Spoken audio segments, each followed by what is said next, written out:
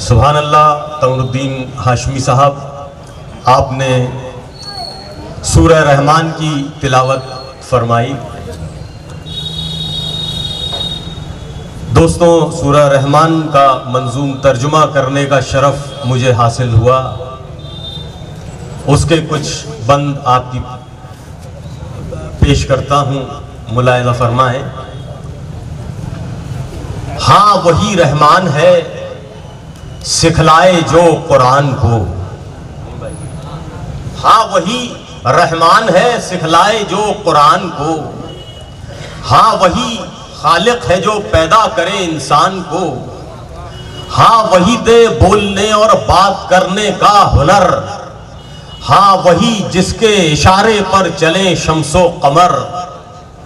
اس نے اپنے ایک اشارے سے بنا ڈالے درخت، ہیں تنے والے یہاں اور بے تنے والے درخت، سب اسی کی ہی اطاعت میں لگے ہیں دم بدم، اس کو ہی سجدے کرے مخلوق ہر دم ہر قدم، ہاں وہی دے آسمانوں کو بلندی اور وقار، ہاں وہی جس نے کیا قائم ترازو کا عیار، تولنے میں تاکہ تم بے اعتدالی نہ کرو، تاکہ تم انصاف سے تولا کرو ہر چیز کو، نہ گھٹاؤ وزن کو اور نہ ہی زیادہ دام لو،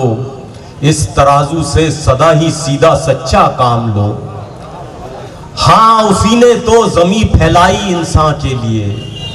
اور زمین پر نعمتیں برسائی انسان کے لیے، یہ کھجور اور میوے ہیں احسان اس کا صاف صاف،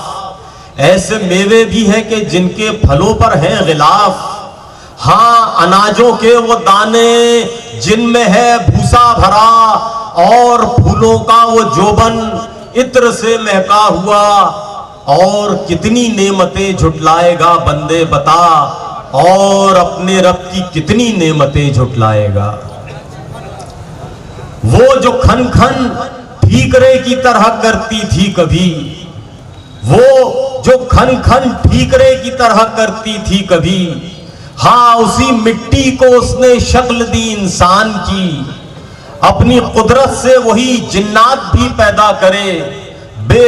دھوئے والی شرر انگیز خالص آگ سے، اس کی ہی سلطانیہ ہے جس طرف بھی جاؤ گے، سو تم اپنے رب کی کتنی نعمتیں جھٹلاؤ گے،